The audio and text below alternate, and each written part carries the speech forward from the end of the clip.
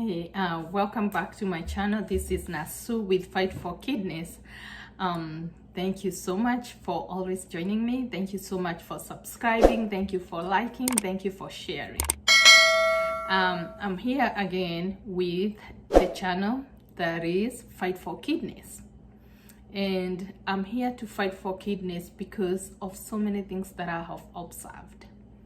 A lot of people are suffering from kidney disease and they don't know. And what happens, they end up crashing in dialysis. That's what we mean when people don't know their kidneys are failing, they don't know they have kidney disease, and they go to the hospital and they're told they need dialysis. So today, I want to bring a new approach.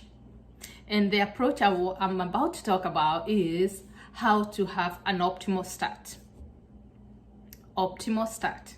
That's the word, and that's the word you might hear aloud and everywhere. And I'm here to educate people how you can prevent yourself from having kidney failure or kidney disease, and how can you, and if it happens, how can you have the best dialysis? How can you thrive in dialysis? How can you feel that you are at your best even when you hear you have to start dialysis?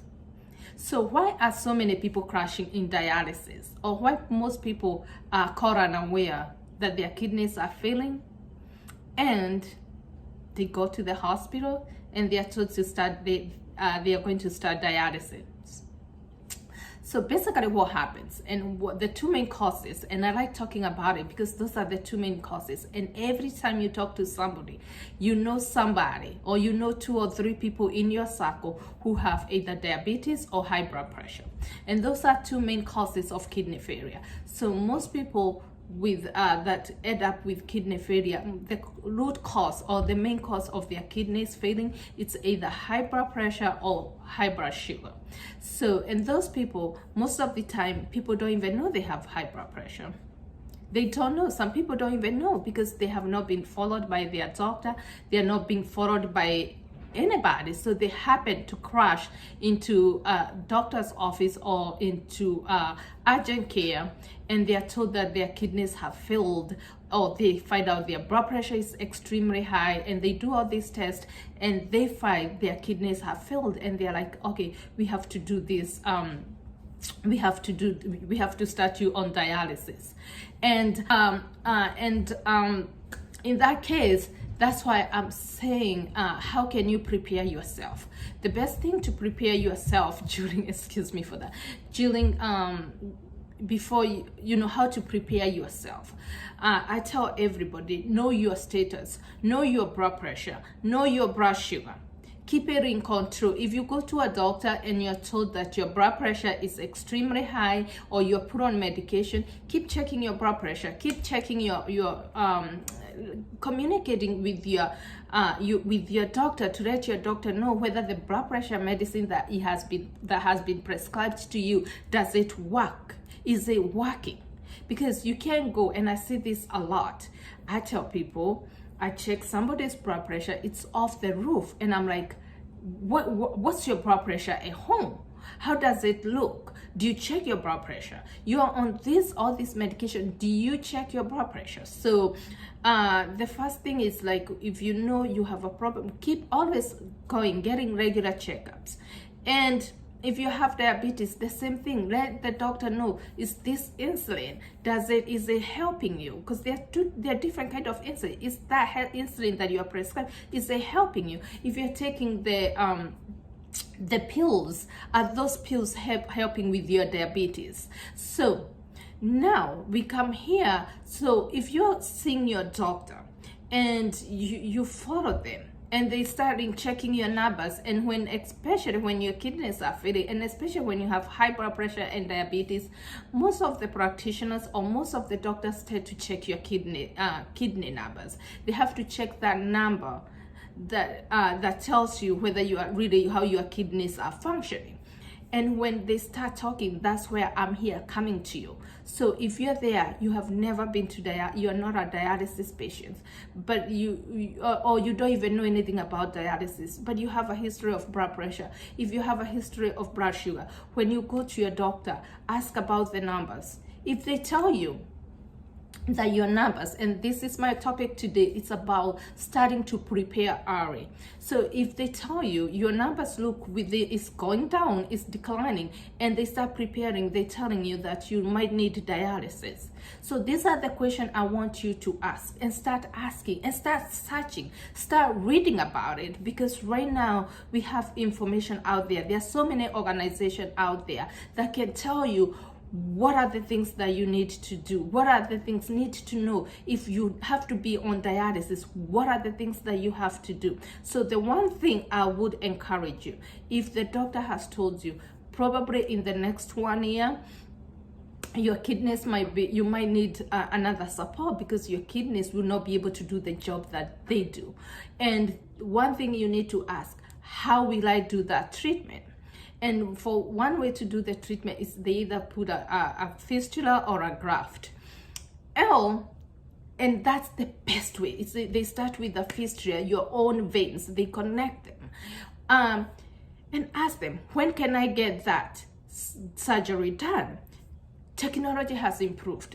Technology is improving now. It does not mean like you have to get a major cut. It's a simple cut that they can do that and connect your veins and create that fistula. So you start having that conversation with your patient. When can I get that access for my dialysis? So by the time your kidneys are failing, you have already access on your arm. You don't need to be having an emergency catheter put in, which is high risk, have high chances of infections. Sometimes it doesn't even work the way it's supposed to work. So you can prevent all that, knowing that you avoid having 2 surgeries. So you don't have to get a catheter put in and then you have to go get a fistula. The other option, you have a chance to ask, okay, your kidneys are failing. What are my choices? Most people, and this is where most people get to go to the hospital, they see their doctors, they go to the emergency room, and they are told their kidneys are failing. And they have no choice. They are not even able to decide what works for them, what doesn't work for them. They get shocked, and anything else that once they are told their kidneys have failed, anything else they hear from the doctor, from the nurses, it goes through one ear, goes through the other ear. And they don't hear anything else. All they hear is like, oh, I have to go to this dialysis. I have to do this. I have to be put on a machine. And there are so many myths out there that people say different things. So these people start hearing, oh, so-and-so died, so-and-so died, so-and-so happened, this happened. And they start getting scared. But if you are seeing your doctor, you have been prepared by your doctor, and you knew you might need dialysis, then you might be so prepared that you already said, hey, this is the option I do. You might say, I need to do dialysis at home, I need to do the hemodialysis, or I need to do a peritoneal dialysis. And that way, they'll start preparing. If you do a peritoneal dialysis, you tell them, hey, we'll be checking, and when it's get ready, I need that peritoneal catheter put in. So by the time you need dialysis, you're not getting an urgent start. You're starting dialysis right away, and it's not disrupting your whole life. So you have already made the decision. You have spoken with your families. You have prepared your children. If you are young parent, you have prepared your children and letting them know, hey, mommy or daddy will be starting some dialysis treatment, and this is what we'll be doing. So it's not just for you, it's also for the people around you. You prepare those people. If you're at work, you're already preparing somebody, or if you have a business, you're already trying to make those preparation, that in that time you're getting dialysis, you're getting trained, or you have to do dialysis. What will happen with your business? Who will take care of your business? Who will be monitoring this? Who will be doing this?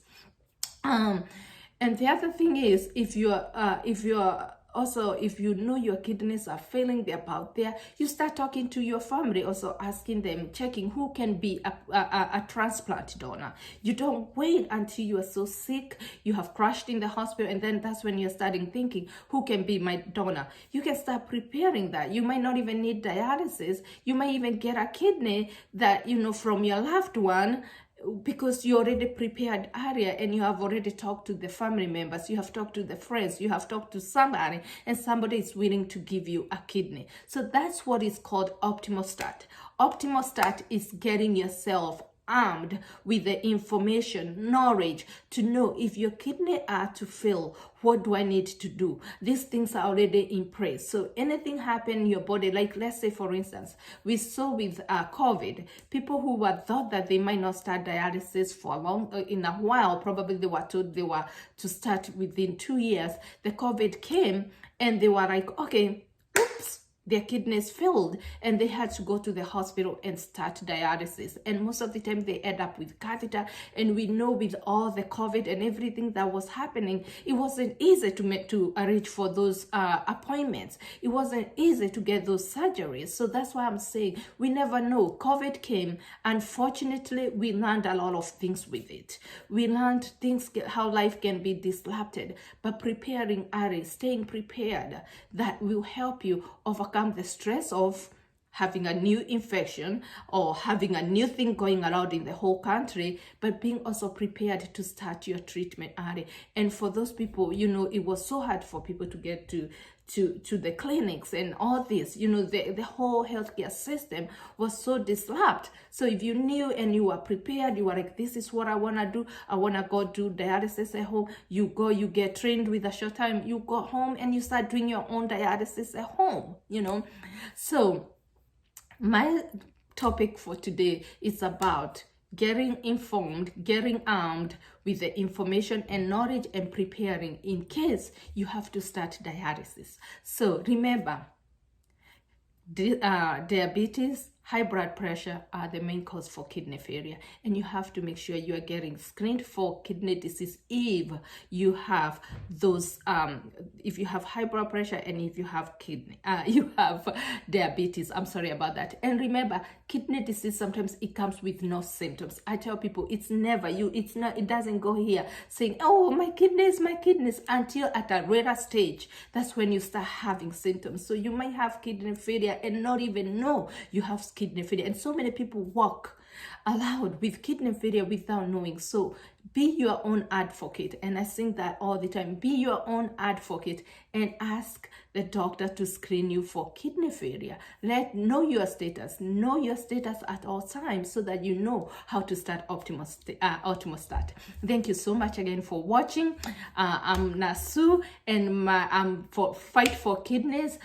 Continue subscribing, continue liking, continue sharing, and if there's anything that you need me to talk about, I'll be glad to share that information. I'll do my research. I don't just come here, but even my research, the thing I discuss, is also what I experience, what I see from the patient, what I hear from the patient. So, and after I hear that, I go and see what kind of a problem is out there. What are they saying? What research is being done? What is there? So I don't just come here and just blah, blah, blah, blah, blah, blah, blah. No, I do my own diligent research to make sure the information I'm giving you is credible and it's something you can learn and you can go there and advocate with the information I'm giving you. I'm not giving you treatment options. I'm just telling you and giving you the information to help you, educating you, to help you go and be armed. Again, thank you for subscribing. Thank you for liking. Thank you for sharing. Until next time, bye.